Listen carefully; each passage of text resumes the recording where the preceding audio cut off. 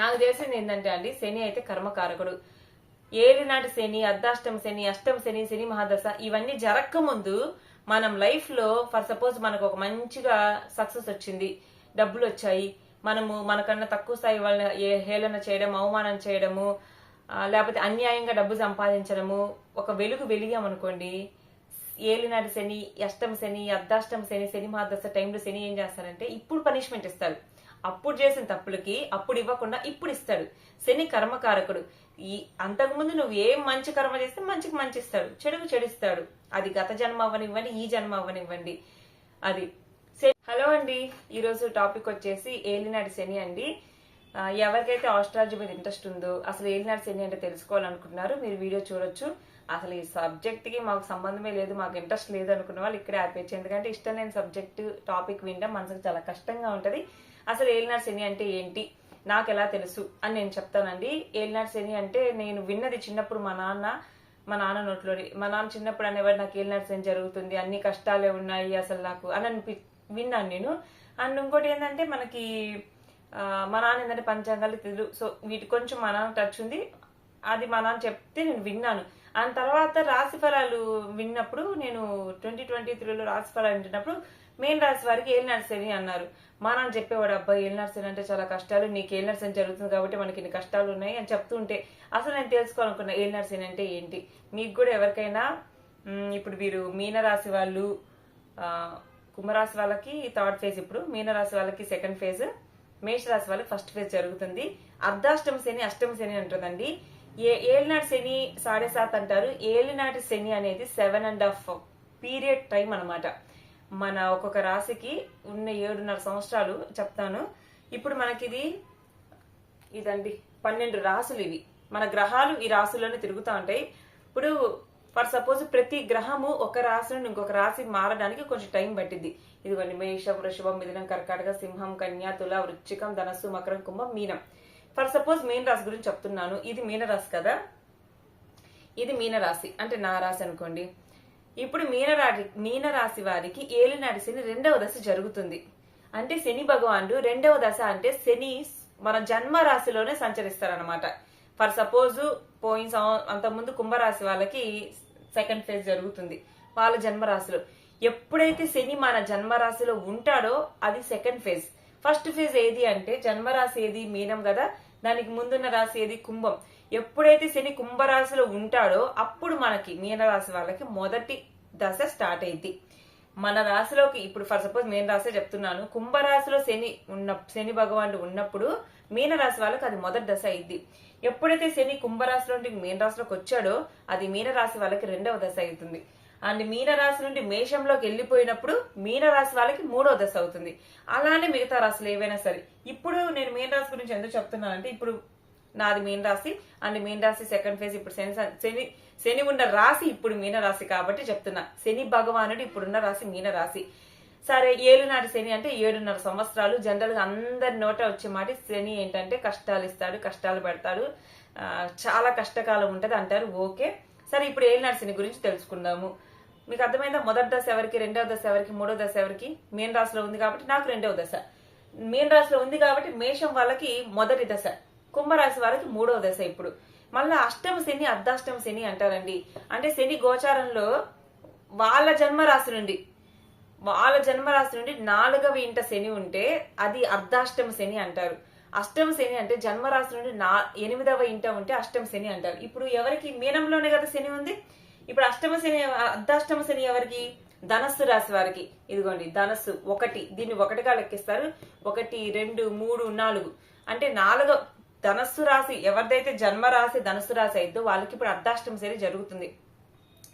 So శని వాళ్ళ 4వ ఇంట్లో ఉన్నప్పుడు ఇంకా కుటుంబ, నాకు తెలిసినందుకు చెప్తున్నారు, 4వ ఇల్లు అంటే కుటుంబం, ఆస్తి, ఇల్లు, వీటి గురించి అనమాట. తల్లి, ఆస్తి, కుటుంబం, గృహం, వీటి గురించి.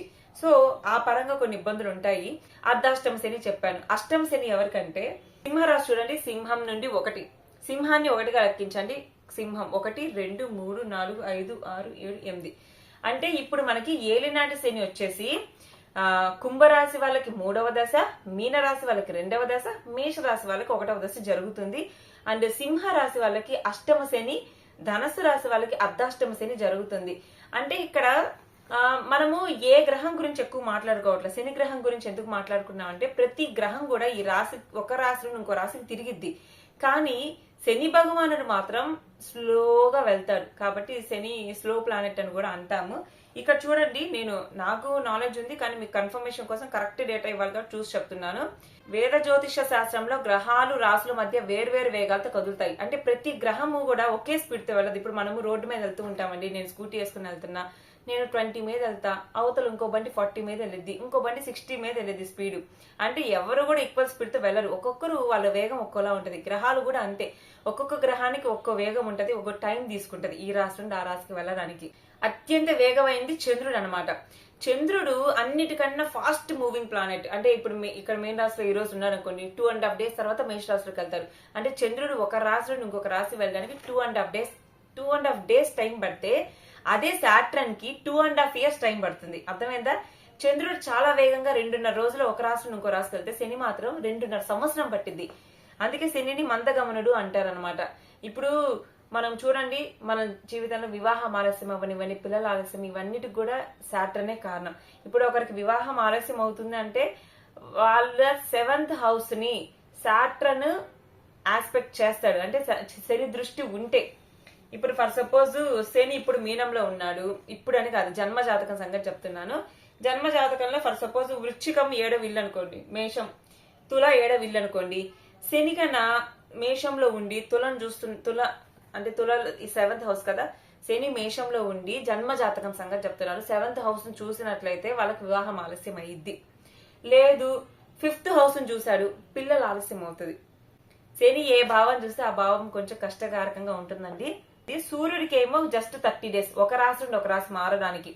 ఇక్కడ మేషం నుండి వృషభం కానీ, వృషభం నుండి ఏ రాశి నుండి ఏ రాశికైనా, అంటే ఒక రాశి నుండి నెక్స్ట్ రాశికి మారడానికి సూర్యుడికి 30 days టైం పడుతుంది. బుధుడికి కూడా గమనాన్ని బట్టి 14 to 30 days పడుతుంది. శుక్రుడికి 23 నుండి 30 రోజులు, కుజుడికి 45 రోజులు, బృహస్పతికి 1 సంవత్సరము, రాహు కేతుకి 1.5 years అనమాట. సాటర్న్ మాత్రం చూసారు, అన్నిటికన్నా ఫాస్ట్ మూవింగ్ ప్లానెట్ మూన్ అయితే స్లో మూవింగ్ ప్లానెట్ వచ్చేసి సాటర్న్ అనమాట.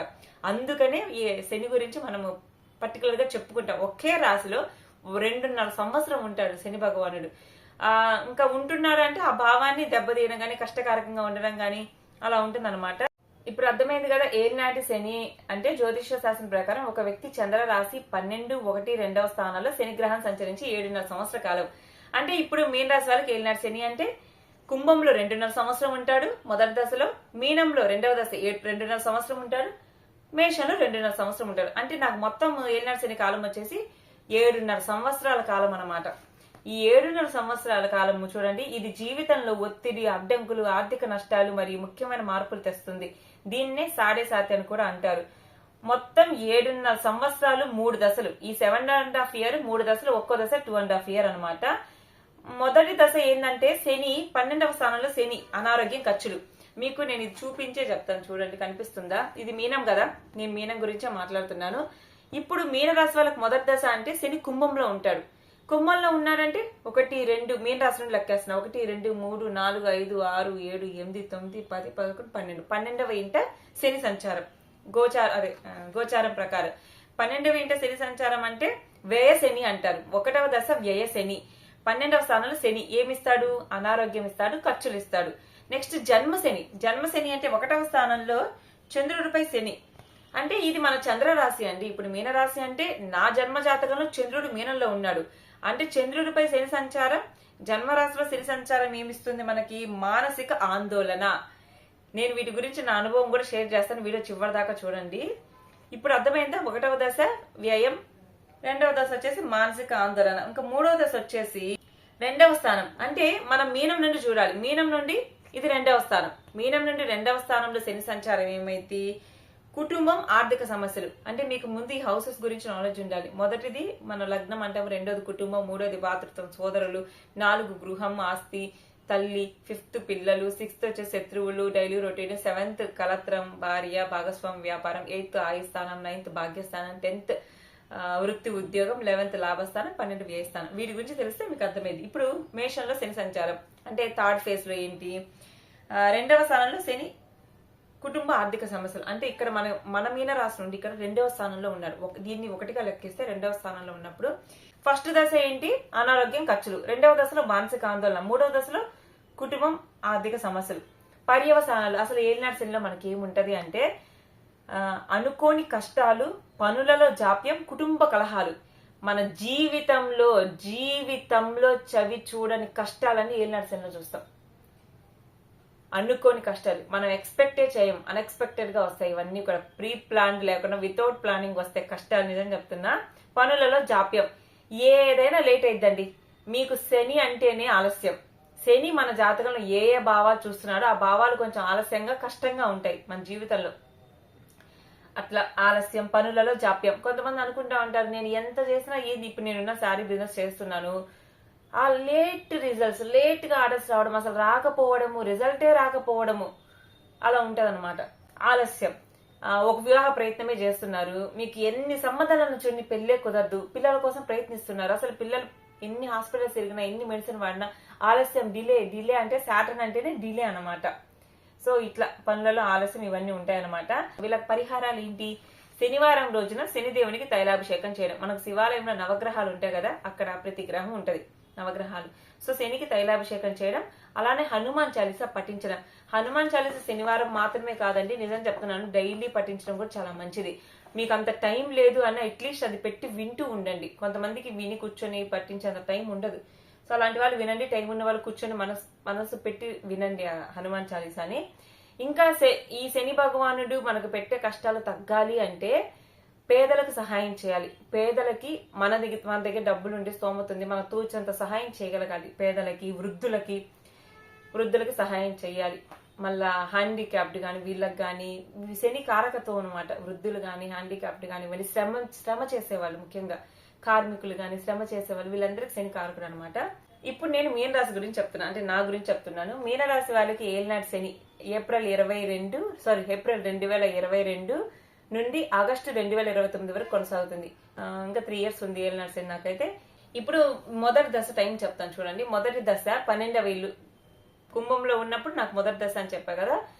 April 29, 2022, March 29, 2025. మీకు పర్టికులర్ గా నేను చెప్తా, నా అనుభవం కూడా షేర్ చేస్తాను.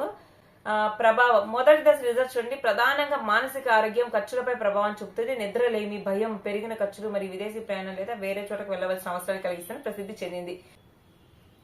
సో ఏప్రిల్ 29తో ఏలినాటి శని ఫస్ట్ ఫేజ్ స్టార్ట్ అయింది. నేను స్కూల్లో ఉన్నాను.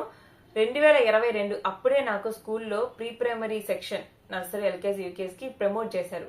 అంటే హెడ్ గా, ఆ డిపార్ట్మెంట్ హెడ్ గా, వైస్ ప్రిన్సిపల్ గా ప్రమోట్ చేశారు. బాగా శాలరీ వస్తుంది. శాలరీ బాగా అంటే టైం టు టైం శాలరీ వచ్చేస్తుంది, మానుకోవడానికి రీజనే లేదు.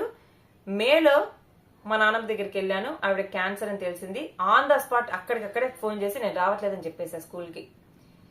అంతకుముందు నేను రాశి ఫలాలు విన్నా, మీరు ఉన్న చోటు నుండి వేరే చోటుకి వెళ్ళి సెటిల్ అవుతారు అని ఉంది.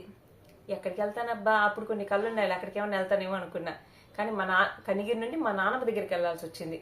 ఇక్కడ కూడా ఏముంది చూసారా, ప్రధానంగా మానసిక ఆరోగ్యం మరియు ఖర్చులపై ప్రభావం చూపుతుంది. నిజంగా నేను ఇక్కడ చేసుకుని చెప్తున్నా, ఆ టైంలో మనశ్శాంతి లేదు. ఇప్పుడు ఎల్లాల్సిన జరుగుతుంది, కానీ అప్పుడు కూడా భయం, ఆందోళన, టెన్షన్, దడ, అసలు నేను చెప్పలేనండి, అట్లా ఉంది. మరి విదేశీ ప్రయాణం లేదా అంటే ఇప్పుడు మనకు విదేశీ ప్రయాణాలు ఏమిటి, లేదా వేరే చోటకి వెళ్ళవలసిన అవసరం. వేరే చోటకి వెళ్ళానా, కనిగిరిలో ఉండాల్సి నేను మేలో సింగరాకొండ వెళ్ళి మే, జూన్, జూలై 3 నెలలు సింగరాకొండలో ఉన్నా మా నాన్నమ్మ చనిపోయేదాకా. అది మొదటి దశ. ఉద్యోగం మానేశాను, ప్లేస్ మారాను. మొదటి దశ అయిపోతుంది మార్చి 29 కదా. రెండవ దశ స్టార్ట్ అయింది. రెండవ దశ స్టార్ట్ అయినప్పుడు మళ్ళా జాబ్ మానేశా. అప్పుడు మళ్ళా మా అమ్మకు ఆపరేషన్ చేయాలని, ఇంకా ఆ ప్రెషర్ నేను తట్టుకోలేక వాళ్ళేం మానుకోమని చెప్పలా, నేనే మానుకున్నా. స్కూల్ అబ్బు ఇది మన వల్ల కాదు, ఇంకా లైఫ్ లో సక్సెస్ ఉండదు, పైగా కొంచెం అంతా ఈ రోజుల్లో చదువు చెప్పలేమని మానేశా. సో రెండో దశ స్టార్ట్ అయినప్పుడు నేను మానేసా. ఈ రెండో దశ కాల పరిమితి మార్చి 29, 2025. ఎగ్జాక్ట్ గా ఆ రోజు నేను స్కూల్ మానేసింది కూడా. అప్పుడే రంజాన్, ఉగాది ఉంది పోయిన 2025లో. ఇంకా జూన్ 2, 2027 నెక్స్ట్ ఇయర్ జూన్ దాకా రెండవ దశ జరిగింది. ఇప్పుడు జరుగుతుంది కూడా నాకు రెండవ దశ. అత్యంత తీవ్రమైన దశ. మొదటి దశ కన్నా ఈ దశ ఇంకా దారుణంగా ఉంటది. నిజంగా దారుణంగానే ఉంది. లాస్ట్ ఇయర్ నా అనుభవాలు చెప్తే ఇంకా నాకు ఊరేసుకోవడం ఒకటి తక్కువ, అట్లా ఉంది నా జీవితం. శని చంద్రుడిపై సంచరించడం వల్ల వ్యక్తిగత ఆరోగ్యం, వ్యక్తిత్వం మరియు వృత్తిపై నేరుగా ప్రభావం చూపుతుంది. నిజమేనండి, జాబ్ అయితే మానేశాను. వృత్తిలో మార్పులు. ఇప్పుడు వృత్తిలో మార్పు ఏం జరిగింది, నేను టీచర్ జాబ్ చేసుకునే నేను శారీ బిజినెస్ పెట్టాను. అది మార్పు. తీవ్రమైన మానసిక ఒత్తిడి, ఆత్మ నియంత్రణ అవసరం ఉండవచ్చు. అంటే ఇక్కడ కూడా నిజంగా తీవ్రమైన మానసిక ఒత్తిడి, మానసిక ఆందోళన ఫస్ట్ ఫేజ్ లో ఉంది, సెకండ్ ఫేజ్ లో ఉంది. 7వ సంవత్సరం ఇంతేనండి. నిజంగా లాస్ట్ ఇయర్ నరకం చూసానని చెప్పొచ్చు. ఇప్పుడు పరిహారాలు పాటిస్తూ ఉండబట్టి ఎంతో కొంత మనశ్శాంతిగా ఉన్న. పరిహారాలు ఏంటివి? హనుమాన్ చాలీసా చదవడము, శివాలయానికి వెళ్ళి రావడము, దైవ భక్తిలో ఉండడము కొంచెం. అది 3వ దశ. ఇది ఇంకా రాలేదు మనకి. 3వ దశ ఆర్థిక, కుటుంబం మరియు వాక్చాతుర్యంపై దృష్టి పెడుతుంది. దీన్ని తరచుగా కొద్దిగా తేలికైందిగా భావించినప్పటికీ ఇది ఆర్థిక ఇబ్బందులు, కుటుంబ కలహాలు, ముఖం కళకు సంబంధించిన ఆరోగ్య సమస్యలను తీసుకురాగలదు. సో ఇది 3వ దశ రిజల్ట్. మీనా సంబంధించి మీరు 2వ దశలో ఉన్నారు. ఈ సమయం 7 సంవత్సరాల కాలానికి సంబంధించి గరిష్ట ప్రభావాన్ని ఎదుర్కొంటున్నారు. అధిక మానసిక ఒత్తిడి ప్రభావాలు, అధిక మానసిక ఒత్తిడి, నిర్ణయం తీసుకోవడం సవాలు, మరి కెరీర్ లో సంభావ్య మార్పులు. కెరీర్ లో మార్పులు జరుగుతున్నాయి. అది పరిహారాలు ఏంటంటే క్రమశిక్షణతో కూడిన ప్రవర్తనపై దృష్టి పెట్టడం, పేదలకు సహాయం చేయడం, శనివారాలు శివుని లేదా హనుమంతుని పూజించడం. ఇవి పరిహారాలు. ఏళ్ళనాటి శని మొదటి దశ రిజల్ట్స్ అంటే ఇంకా డీటెయిల్ గా చెప్తాను చూడండి. ఏళ్ళనాటి శని మొదటి దశలో శని జాతకుడికి చంద్రరాశికి 12వ ఇంట సంచరిస్తారు. అంటే మీన రాశి నుండి కుంభరాశి 12వ ఇల్లు అయితే అనమాట. ఇది సుమారు 2.5 సంవత్సరాల పాటు కొనసాగుతూ ముఖ్యంగా మానసిక ఒత్తిడి, అకస్మాత్తుగా ఖర్చులు పెరగడం, ఆర్థిక ఇబ్బందులు, నిద్రలేమి, ఆరోగ్యం క్షీణించడం మరియు స్థానచలనం వంటి సమస్యలు కలిగిస్తుంది. నిజంగా చూడండి, ఇక్కడ ఏమన్నారు? ఆర్థిక ఇబ్బందులు ఉన్నాయి. అప్పుడు ఆరోగ్యం కూడా క్షీణించింది. నాకు ఫిషర్స్ వచ్చాయి, బ్లీడింగ్ అయింది, హెల్త్ బాగా సఫర్ అయిందని చెప్పాను కదా, అప్పుడే అనమాట. స్థానచలనం, కనిగిరిని సింగరకొండల స్థానచలనం జరిగింది. ఈ దశలో కష్టానికి తగిన ఫలితం ఆలస్యం అవుతుంది. ఉద్యోగ వ్యాపారాల ఆటంకాలు, కుటుంబంలో విభేదాలు, అనవసర ప్రయాణాలు, ఆస్తి వివాదాలు. శనివారం నాడు శని తైలాభిషేకం చేయడం ఇంకా కామన్. ఇదైతే ఏళ్ళనాటి శని మొదటి దశ శని భగవానుడు మీ జన్మరాశికి 12వ ఇంట ప్రవేశించినప్పుడు ప్రారంభమవుతుంది. సుమారు 2.5 కాలం ఉంటుంది కాబట్టి ఈ కాలంలో సాధన కనిపించే ముఖ్యమైన ఫలితాలు: ఆర్థిక నష్టాలు, ఖర్చులు, అనుకోని ఖర్చులు పెరగడము, ఆర్థికపరమైన ఇబ్బందులు రావడము, పెట్టుబడుల్లో నష్టాలు వచ్చే అవకాశం ఉంది. మానసిక ఒత్తిడి, తెలియని భయం, ఆందోళన, నిద్రలేని సమస్యలు, అశాంతి నెలకొంటాయి. ఉద్యోగ వ్యాపార రంగాలు అడ్డంకులు, పనులు సకాలంలో పూర్తి కాకపోవడం, బాధ్యతలు అకస్మాత్తుగా పెరగడం వంటివి జరుగుతాయి. నాకు మొదటి దశలో కొంచెం రెస్పాన్సిబిలిటీ పెరిగింది. మా నాన్నమ్మ రెస్పాన్సిబిలిటీ అంటే నా మీద పడ్డట్టు అయింది. అంటే నేనే తీసుకున్నది, ఎందుకంటే మా నాన్నమ్మ అంటే నాకు అంత ఇష్టం కాబట్టి మా నాన్నమ్మని అదొక రెస్పాన్సిబిలిటీ అనమాట. ఆరోగ్య విషయంలో అప్రమత్తంగా ఉండాలి. దీర్ఘకాలిక అనారోగ్య సమస్యలు, శారీరక శ్రమ వల్ల అలసట కలుగుతుంది. బంధుమిత్రులతో విభేదాలు. నిజంగా ఆ టైంలో బంధుమిత్రులతో విభేదాలండి అప్పుడే వచ్చాయి. కుటుంబ సభ్యుల్లో తేడా లేదా సన్నిహితులతో చిన్నపాటి విభేదాలు, ఘర్షణలు జరిగే అవకాశం ఉంది. అది ఇంకా 2వ దశ అత్యంత తీవ్రమైనది. ఈ సమయంలో శని చంద్రుడిపై సంచరిస్తారు. అక్కడ కుంభం కదా, ఇప్పుడు మీనంలోకి వచ్చేసాడు. ఆర్థిక నష్టాలు, తీవ్రమైన మానసిక ఒత్తిడి, ఆరోగ్య సమస్యలు, కుటుంబ కలహాలు, ఇట్లా దీర్ఘకాలిక వ్యాధులు, శారీరక బలహీనత, నిద్రలేమి, ఆందోళన వంటి సమస్యలు తలెత్తుతాయి. ఆర్థిక నష్టాలు, అప్పులు, అనవసరమైన ఖర్చులు పెరగడం, ఇప్పుడు పెట్టుబడిలో నష్టాలు రావడం లేదా ఉద్యోగం వ్యాపారంలో ఇబ్బందులు ఎదురవుతాయి. నా ఉద్యోగంలో ఇబ్బందులు ఎదురయ్యాయి, నా వ్యాపారంలో ఇప్పుడు ఇబ్బందులు ఎదురవుతున్నాయి కూడా. నిరంతర ఆందోళన, నిర్ణయం తీసుకోలేకపోవడం, ఒంటరితనం, భయం వెంటాడతాయి. నిజంగా అలానే ఉందండి నా పరిస్థితి. బంధుమిత్రులతో కలహాలు, కుటుంబంలో ప్రశాంతత లేకపోవడం మరియు సమాజంలో పేరు ప్రతిష్టలకి భంగం వాటిల్లే అవకాశం ఉంది.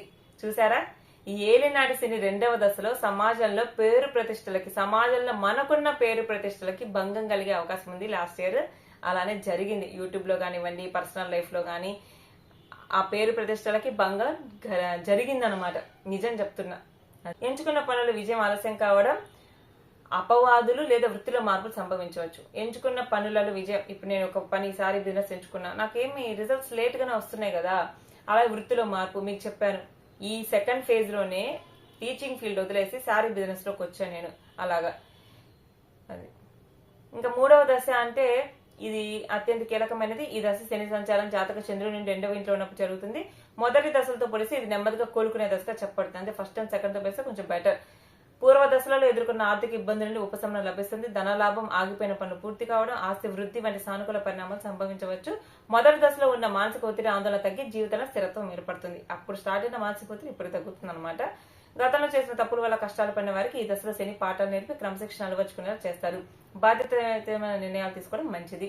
కొంతమందికి ఈ దశలో పనిభారం, ఉద్యోగంలో ఒత్తిడి లేదా స్త్రీల ఆరోగ్యంపై ప్రభావం వంటి మిశ్రమ ఫలితాలు కూడా ఉండవచ్చు. ఏం లేదండి, ఏలినాటి శని అంటే శని వ్యక్తి యొక్క సహనం, క్రమశిక్షణని పరీక్షిస్తాడు. అంటే ఇప్పుడు నేను సారీ బిజినెస్ చేస్తున్నా, ఈ రోజు ఒక ఆర్డర్ రాలా, రేపు ఒక ఆర్డర్ రాలా, ఎల్లుండి ఒక ఆర్డర్ రాలా, నేను మళ్ళీ వీడియోస్ చేస్తానా చేయనా, నా సహనాన్ని పరీక్షించడం. ఆర్డర్ రాలేదు కదా చెయ్యను అని అనుకోకూడదు, చేస్తూ ఉండాలి. మన సహనాన్ని పరీక్షిస్తాడు, క్రమశిక్షణను కోరుకుంటాడు శని భగవానుడు. స్కూల్లో చిన్నప్పుడు టీచర్ కొట్టి నేర్పించింది కదా, శని భగవానుడు మెత్తంగా ఇలా చెప్పడు, ఇలా అమ్మ నాన్న కన్నా అని 4 పీకి పాట నేర్పిస్తాడు అనమాట. అంటే మనం పొరపాటున తెలిసి తెలియ చేసే వాటికి, క్రమశిక్షణ లేని వాటికి ఆయన కొట్టి దారిలో పెడతాడు, ఖచ్చితంగా కొట్టి దారిలో పెడతాడు. ఈ ఏలినాటి శని 7వ సంవత్సరం కూడా కష్టాలు అడ్డంకులు సృష్టిస్తాడు, కానీ ఆత్మ పరిశీలనకు కూడా దారితీస్తుంది. నిజంగా శని భగవానుడు మనకి మంచిగా చేస్తాడండి, మనల్ని ఒక క్రమశిక్షణగా ఒక దారిలో పెడతాడు, మనల్ని మనం తెలుసుకునేలా చేస్తాడు. అంటే ఏది కరెక్ట్ ఏది రాంగు మనకి విచక్షణ అనేది ఉంటుంది అనమాట. సాధారణంగా శనిని చూసి కష్టాలు కలిగిస్తారని చాలా మంది భయపడుతుంటారు. శని పాపములకు తగిన దండన ఇస్తారని జ్యోతిష శాస్త్రం వివరిస్తుంది. ఏలినాటి శని కాలం 7 సంవత్సరాల కాలం, శని మహాదశ కాలం. ఇంకా వింశోత్తర దశ ప్రకారం శని మహాదశ 19 సంవత్సరాలు ఉంటుందండి. వాళ్ళకి చూసుకొని ఇంకేమన్నా ఉంటుందా? శని మహాదశ కాలంలో అర్ధాష్టమ అష్టమ స్థాన సంచార కాలంలో సమస్యలు సృష్టిస్తారు. వీటికి ఆందోళన చెందాల్సిన పని ఉండదు, పరిహారాలు ఉంటాయి. కష్టాలు మనిషి అహంకారం తగ్గించి జీవిత సత్యాలను తెలియజేయడమే కాక సుఖానికి ఉన్న విలువను గుర్తించేలా చేస్తుంది. శని జీవిత గమనానికి కావాల్సిన స్థిరాస్తులను ఏర్పరచుకోవడానికి కారకుడు అవుతాడు కనుక కొంత మంచి జరుగుతుంది. కష్టాలను ఓచుకునే శక్తిని, వాటిని అధిగమించే శక్తిని ఇచ్చి మనిషిని పుటం పెట్టిన బంగారంలో మెరిసేలా చేస్తుంది. శని వైరాగ్యాన్ని, భక్తిని ప్రసాదిస్తారనమాట. శని అయితే నాకు తెలిసినంత వరకు 7వ సంవత్సరం నిజంగా కష్టాలు మనిషికి నేర్పిన పాఠాలు సుఖాలు నేర్పవండి. నేనైతే చెప్తున్నాను, కష్టాన్ని తట్టుకొని నిలబడి బతికినోడికి భవిష్యత్తు ఉంటది. అది ఎలా అనేది ఏంటంటే, చిన్న కష్టానికి అమ్మో నేను చచ్చిపోతాను, చిన్న అవమానానికి అమ్మో నేను తలెత్తుకొని ఎలా తిరగాలి, ఎవరి కోసం మనం ఆలోచిస్తున్నాం? సమాజంలో చుట్టూ ఉన్న వాళ్ళు ఈ రోజు ఒక చిన్న పొరపాటు నీ వల్ల జరిగితే ఈ రోజు మాట్లాడుకుంటారు, రేపు మాట్లాడుకుంటారు, ఒక వారం మాట్లాడుకుంటారు, తర్వాత కొత్త టాపిక్ వస్తుంది వాళ్ళ గురించి మాట్లాడేసుకుంటారు.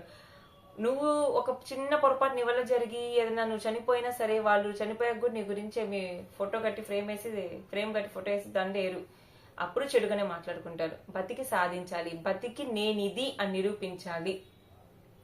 ఒక్కటే, నీకున్న ఒక బ్యాడ్ నేమ్ ని గుడ్ నేమ్ గా చేయాలన్నా మనీ, సక్సెస్సే వాళ్ళకి సమాధానం.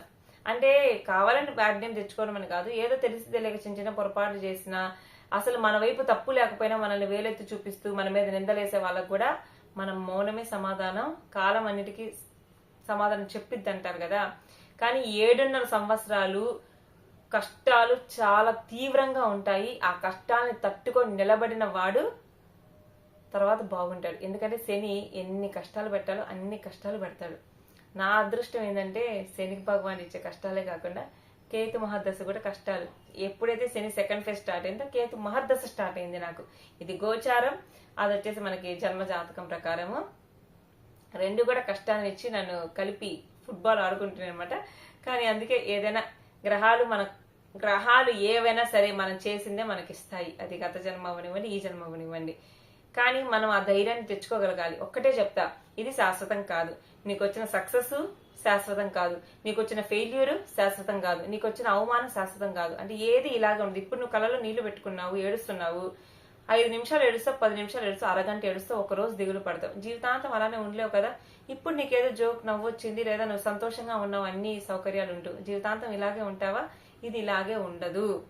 నీకు సంతోషం వచ్చినా దుఃఖం వచ్చినా నువ్వు ఒకటే గుర్తుపెట్టుకో, సంతోషం వచ్చి డబ్బులు వచ్చాయని పొగరు చూపిస్తా బలుపు చూపిస్తా ఉన్నావు అనుకో, అప్పుడు గుర్తు తెచ్చుకో, ఇది ఇలాగే ఉండదు. ఈ రోజు ఉన్న డబ్బు రేపు ఉండకపోవచ్చు. లేదు నీకు కన్నీళ్ళు వస్తున్నాయి, నీకేదో ఎవరినో కోల్పోయావు, డబ్బును కోల్పోయావు, పదవిని కోల్పోయావు, లేదా ఏదో అవమానం జరిగింది ఏడుస్తున్నావు, ఇది ఇలాగే ఉండదు. ఏది ఇలాగే ఉండదు. దేన్ని చూసుకుని మనం గర్వపడకూడదు, దేన్ని చూసుకుని మనం అంతగా దిగులు పడకూడదు. అర్థమైందా? శని భగవానుడు నేర్పే పాఠాలు మామూలుగా ఉండవండి. పరిహారాలు మాత్రం మర్చిపోవద్దు. ప్రతి శనివారం మంగళవారం ఆంజనేయ స్వామిని టెంపుల్ విజిట్ చేయడం కానివ్వండి, హనుమాన్ చాలీసా రోజు చదవడం కానివ్వండి, ఇంకా కూడా శివుణ్ణి ఆరాధించడం, శనివారంలో శివాలయానికి వెళ్ళడము, అట్లా. సో వీలైనంత వరకు దేవునికి దగ్గరగా ఉంటే ఎవరికి చెడు చేయకుండా ఉండాలి. ఎప్పుడు చెడు చేయకూడదు. కానీ ఎల్నాడు శనిలో ఇంకా కానీ మనం అలా చేస్తే ఇంకా కష్టాలు ఎక్కువ వస్తాయి. క్రమశిక్షణగా ఉండాలి, డిసిప్లిన్ లైఫ్ మెయింటైన్ చేయాలి. డిసిప్లిన్ అంటే తెల్లవారుజామున లేవడం, మన పని అయితే ఏం పని ఉంటే మనం ఇంట్లో పని అయినా, బిజినెస్ అయినా, చదువు అయినా మన డ్యూటీ మనం చేయడం, పెద్దవాళ్ళని గౌరవించడం, వృద్ధులకు సహాయం చేయడము, అనాథ పిల్లలు లేదా హ్యాండిక్యాప్డ్ వాళ్ళకి సహాయం చేయడము, ఇలాగనమాట. పరిహారాలు అయితే ఉంటాయండి. నాకు తెలిసింది చెప్పాను, నా అనుభవం కూడా చెప్పాను. నా అనుభవం సింపుల్ గా చెప్పాలి అంటే ఏళ్ళనాటి శని ఫస్ట్ ప్రైజ్ స్టార్ట్ అయ్యాక జాబ్ మానేశాను. కొంచెం లైఫ్ అంతా స్ట్రెస్ ఫుల్, అసలు నిద్ర లేదు, భవిష్యత్తు ప్రశ్నార్థకంగా ఉంది, నరకం చూశాను, ఆలోచనలు ఇంకంతే. సెకండ్ ఫేజ్ లో కూడా మళ్ళీ జాబ్ మానేశాను, నేనే మానేశాను. అండ్ నా దాన్ని ఏమంటారు, నా వృత్తి కూడా మారింది, శారీ బిజినెస్ లోకి వచ్చా. అండ్ ఇంకా కూడా అవమానాలు. ఫస్ట్ ఫేజ్ లో ఓన్లీ మానసిక ఆందోళన, ఒత్తిడి అయితే సెకండ్ ఫేజ్ జరగాల్సిన అవమానాలన్నీ జరిగాయి. దెబ్బ తినాల్సిన కాడికి పరువు ప్రతిష్టలు, పేరుకి భంగం వాటిల్లింది. థర్డ్ ఫేజ్ ఇంకా చూడలేదు, చూడాలి. కానీ ఇన్ని జరిగినా నేను ఇంత ధైర్యంగా ఎందుకున్నాను అంటే భగవంతుడి మీద నమ్మకము. ఇవి శాశ్వతం కాదు, ఎప్పుడు ఇలానే ఉండదు. బండ్లు ఓడలు అవుతాయి, ఓడలు బండ్లు అవుతాయి. కష్టాలు కలకాలం కాపురం చేయడానికి మనతో ఉండవు, అలాంటి సుఖాలు ఉండవు. అదే ధైర్యంతో నేనైతే ముందుకు సాగుతున్నాను. ఇది వాటి వీడియో. నచ్చితే లైక్ చేయండి. ఇలాంటి మరిన్ని వీడియోస్ కోసం నా ఛానల్ సబ్స్క్రైబ్ చేయండి. మీరు ఎక్కువ లైక్స్ ఇస్తే ఇలాంటి కంటెంట్ ఎక్కువ చేస్తాను. చూసి చెప్పారని ఏమనుకోవద్దు, ఎందుకంటే నేను ఓపెన్ గా చెప్పేస్తాను మీకు. అవన్నీ నేను సేకరించి స్క్రీన్ షాట్ తీసి పెట్టుకున్నాను అనమాట. ఎందుకంటే అన్ని గుర్తు రావాలి కదా, అందుకని. Thank you, bye.